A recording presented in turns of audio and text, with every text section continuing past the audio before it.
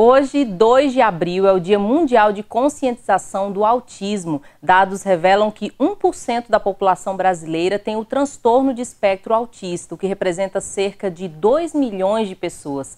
E para conversarmos sobre esse assunto, estamos recebendo a psicóloga Thalita Linhares, ela que é assistente terapêutica e técnica do NIC, Núcleo de Intervenção Comportamental. Bom dia, Thalita. Bom dia, Karen. Bem-vinda aqui ao programa, viu? Obrigada, obrigada.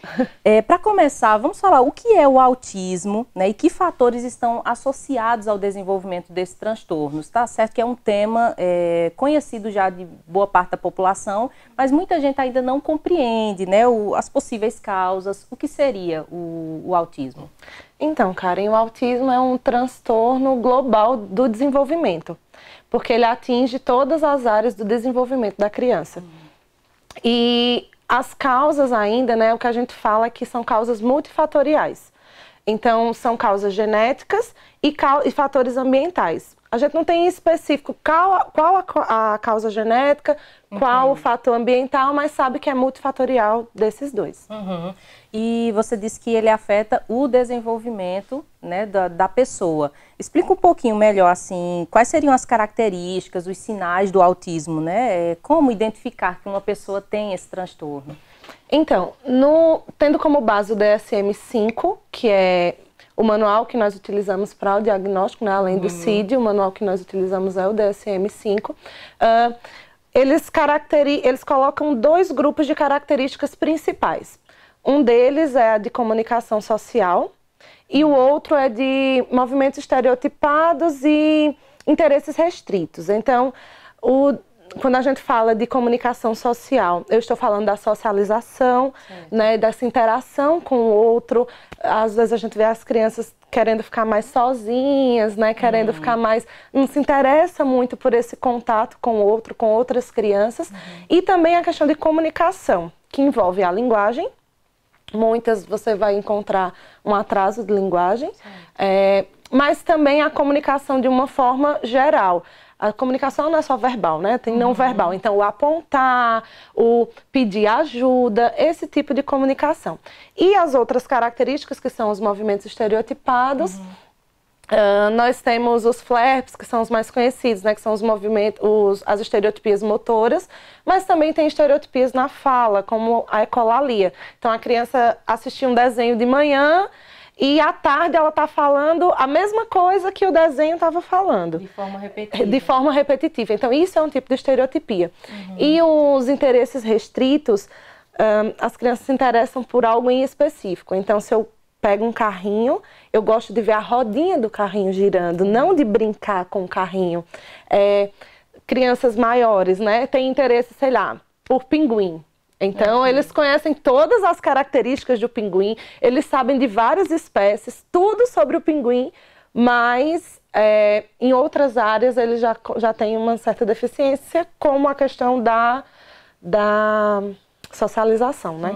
Já é possível em bebês identificar, né, algumas características do transtorno de espectro autista, como, né, um pai que está nos assistindo, por exemplo, que tem a sua criança pequena, como ele pode identificar ali, né, que talvez aquele filho dele tenha, né, autismo? A partir dos 6 a 8 meses a gente já começa a ver alguns sinais. Eu não tenho como de 6 a 8 meses definir a criança é autista ou não. Mas já são alguns sinais que precisam ser observados e precisam ter um certo cuidado. Por exemplo, um deles é o contato visual. Então, uma criança com 6, 8 meses, ela já começa a fazer aquele contato visual com a mãe enquanto tá dando de mamar, né? Ela olha pra mãe, aí existe aquela troca. Quando você brinca com a criança, ai, nem. A criança sorri pra você, que é o que a gente chama de sorriso social. Então, em crianças que apresentam atraso no desenvolvimento, características como essas, a gente não encontra, né? A gente não vê muito. Então, a partir disso, já é um sinal de que essa criança pode ter esse atraso no desenvolvimento. Eu não tenho como dizer é autismo, mas já é um sinal, e se existe um sinal, se existe um atraso, precisa ser tratado, independente do diagnóstico. Os pais que estejam talvez suspeitando, né, que a sua criança tenha autismo, a que profissionais eles devem recorrer, né, para um diagnóstico conclusivo? O diagnóstico ele é multiprofissional, né? Então, você pode procurar um neuropediatra infantil ou um psiquiatra infantil também, né? Certo. E o psicólogo especializado, a fono, às vezes os pais procuram muito a fono primeiro, porque o que é que percebe? Ele não fala. Ele não fala, então muitos chegam na fono e elas fazem esse encaminhamento. Então é um diagnóstico multiprofissional. Esse diagnóstico precoce, ele é importante se for, por exemplo, detectado quanto mais cedo, melhor para o desenvolvimento, para a socialização dessa pessoa com autismo? É extremamente importante. É extremamente importante porque quanto mais tempo eu demoro para descobrir, mais tempo eu perco para intervir. Entendo. Então, se eu descubro aos 3 anos, já se passaram 3 anos, né?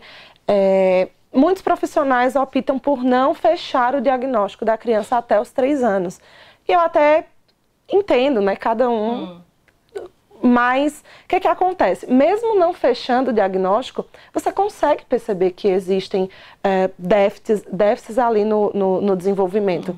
Que existem pontos que precisam ser trabalhados. Então, mesmo você não fechando o diagnóstico, é importante que você faça encaminhamentos. Então, é importante... Hoje o diagnóstico precoce ainda é muito difícil, porque, por exemplo, a gente tem casos de pais, né? A gente percebe casos de pais, tem relatos de pais que viram a criança com esse atraso, com essa dificuldade, mas que quando procuraram profissionais de saúde, o que é que os profissionais disseram? Ah, não, vamos esperar até determinado tempo, porque ele ainda é muito novo, pode ser que desenvolva. Então, perde-se um tempo aí nessa espera.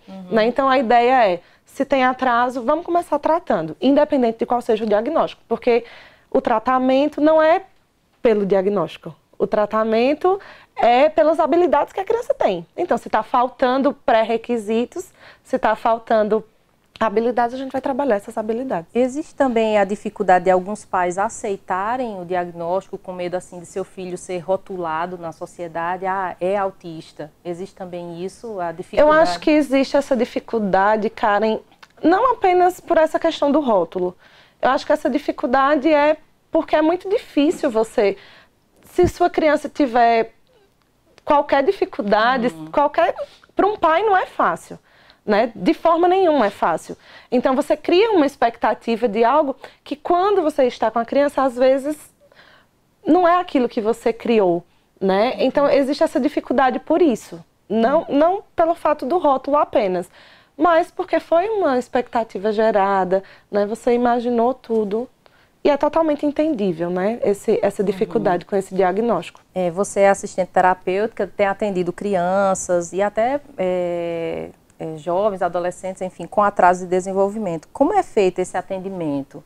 Como você lida ali com as famílias? É nas casas, é nas escolas? Fala um pouquinho pra gente do seu trabalho. Eu trabalho hoje com terapia ABA, né, que... É a terapia hoje que é comprovada cientificamente resultados com esse tipo de público. Na verdade, a terapia ABA não é só para o público autista, como hoje está popularmente conhecida, né? Quando fala de ABA, as pessoas lembram logo do autismo. Na verdade, a ABA é a análise do comportamento aplicada e ela pode ser aplicada a várias áreas da sociedade. Então, numa empresa, num hospital, enfim. Assim como ao transtorno do espectro autista e a deficiências intelectuais, né? Qualquer tipo de atraso no desenvolvimento. Então, hoje, o trabalho, né, de assistente terapêutica é diário. Nós trabalhamos diariamente com a criança. A criança tem pelo menos 2 horas de terapia por dia com ABA, fora as outras terapias de fono, de TO, de psicopedagogo, educador físico, enfim, fora tudo isso, fora escola. Algo que é importante no trabalho da assistente terapêutica é que não se limita a uma clínica ou a uma escola, ou a casa, né? Como, por exemplo, eu atendo a domicílio, então não se limita ali. Pelo contrário, o que acontece muitas vezes é que a criança ela não consegue generalizar, o que a gente chama. A gente ensina uma habilidade para ela ali na clínica, mas quando chega na escola ela não consegue desenvolver aquela habilidade. Então o assistente terapêutico, ele vai para a escola, ele vai para o shopping, ele vai ensinar a criança a comprar, ele vai ensinar a criança a passar por uma fila para ir para o brinquedo. Então o trabalho não é feito só na clínica, né? É aplicado a todos os ambientes em que a criança, em que a criança atua. Falando sobre autismo na escola, né? Como deve ser a inclusão escolar de um autista? Isso é garantido, inclusive, por lei, né? Isso. Hoje, as leis que trazem garantias para o autismo são as mesmas leis também que trazem garantia para pessoas com deficiência. Então, eles se enquadram nessas leis. Mas, além das leis de pessoas com deficiência, nós temos a Lei Berenice Piana, que foi agora em 2012, né, uma conquista, que regulamenta que a escola precisa receber essas crianças, não deve negar, né, essa matrícula, e além disso também garante que a criança tenha um acompanhamento terapêutico caso seja necessidade dela. Então tem crianças que precisam de um acompanhamento terapêutico dentro da escola, para mediar todas essas socializações, ajudar no motor na hora de uma atividade. Então, a lei garante isso. Mas a inclusão, ela é muito mais que isso, né? Incluir não é só colocar o aluno dentro do ensino regular, que é muito a visão que as pessoas têm. Ah, mas ele está estudando. Mas o fato de estar estudando não quer dizer que ele está incluído. Quer dizer que ele está inserido. Né? Então, o incluir está em adaptação de atividades, adaptação de currículo, inclusive, porque às vezes a criança não consegue acompanhar o que está ali na sala, o que a professora está passando. E inclui também essa ida dessa assistente com ele, né? Tudo isso é inclusão. É potencializar para a criança um ambiente em que ela consiga desenvolver aquilo que ela vai conseguir. Que eu não tenho como dizer, é porque ela vai aprender isso ou vai aprender aquilo. Mas o que ela tiver de potencialidade, eu preciso garantir que o ambiente disponha para ela, para que ela consiga desenvolver. E quanto à inclusão do autista no meio cristão, né? Esse é um programa evangélico e eu percebo assim ainda uma deficiência, né, nas igrejas em relação a esse acolhimento de pessoas com necessidades especiais, enfim, de pessoas com dificuldade, atraso no desenvolvimento. E a igreja é para todos, né? E deve acolher todas as pessoas. Será que a gente está preparado para receber os autistas e as famílias, né? Você como profissional também, que conselho você pode deixar, né? O que pode ser feito para que as igrejas incluam e acolham também os autistas e suas famílias? Então, Karen, eu acho que não é uma dificuldade só da igreja. Acho que é uma dificuldade da sociedade, né? A gente não sabe como... Tem uma criança com autismo aqui, você não sabe se você fala, as pessoas ficam assim, eu não sei se eu falo, eu não sei se eu não falo, eu não sei o que é que eu faço, eu não sei se eu posso fazer barulho, eu não sei se eu não posso. Então, é uma dificuldade da sociedade no geral por realmente não compreender. Como a gente vem conversando, né? Não é muito uma receita, não tem como eu dizer, Karen, faz assim na igreja que vai dar certo, faz assim na igreja que vai ser desse jeito, porque vai variar de acordo com cada criança. Para algumas, o barulho incomoda muito. Para outras, o barulho não incomoda. Eles gostam. Então, não tem como dar uma receita. O que eu posso sugerir, que eu acho que traz uma certa segurança para os próprios pais, é que, por exemplo, quando a criança for para o departamento infantil, tem uma pessoa específica para ficar com aquela criança, para que os pais consigam dizer, diante de tal coisa, faz assim, diante de tal coisa, faz assim. Então, eles sentem essa certa segurança de ter uma pessoa específica, que seria um acompanhante, né, com a criança. E dentro do departamento infantil, as atividades que forem sendo propostas, algumas crianças podem entender, outras não. Então, seria adaptar também esse material para essa criança que não entende, para que ele consiga se tornar participante daquilo ali. Até porque os conceitos são conceitos muito abstratos, né? Então, o que é fé? Como você ensina para uma criança o que é fé? O conceito para uma criança autista de fé é muito abstrato. Então, eles precisam, às vezes, de algo mais concreto para que eles consigam entender, né? O que é fé? Deus, né? Jesus. Se eu não consigo ver, a mamãe eu sei quem é, o papai eu sei quem é, mas Deus eu não estou vendo. Então, a gente precisa trazer, querendo ou não, essa ideia um pouco concreta para que eles consigam entender. É impossível inserir eles na igreja?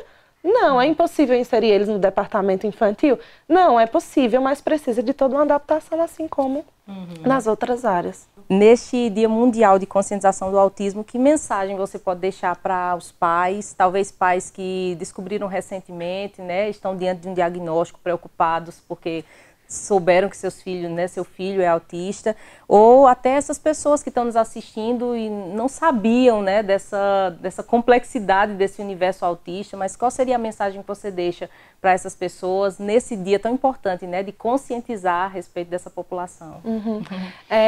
Primeiro para os pais que estão na luta, né, porque existe uma luta diária, né, tanto com a sua criança, mas também pelos direitos de outras crianças.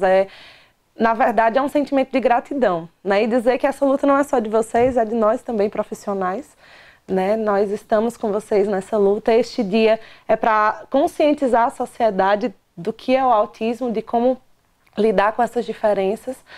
Para os pais que estão descobrindo o diagnóstico agora, ou que começaram a ver, meu filho tem essa característica, procure um profissional. Não é impossível o seu filho desenvolver as habilidades, as potencialidades que ele tem. Ele tem potencialidades, ele tem potencial e eu acho que é importante você entender isso. Ele precisa de dispor de um ambiente que disponha para ele como ele desenvolver isso. Então, eu sei que é difícil o diagnóstico, né, mas existe uma saída, existe um tratamento. E para a sociedade, né, eu acho que é extremamente importante a gente, enquanto pessoas, entender o autismo em primeiro lugar, logo depois aceitar, até uma frase que a gente usa, né? Entenda, aceite e ame. Né? Você primeiro entende, depois você aceita, depois você ama, e eu ainda coloco, depois que você ama, você aprende a não julgar tanto. Né? Então, quando você vê uma criança chorando no meio da rua, você passa a dizer, peraí, será que essa criança está chorando porque é realmente mal educação ou pode ter outras coisas aí por trás? E eles me ajudam muito, né?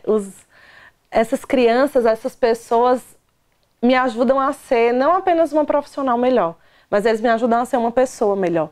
Então, quando a gente se abre para esse universo, a gente se abre para conhecê-los, a gente vê o quanto eles nos fazem bem, não só a gente a eles, mas eles também a nós.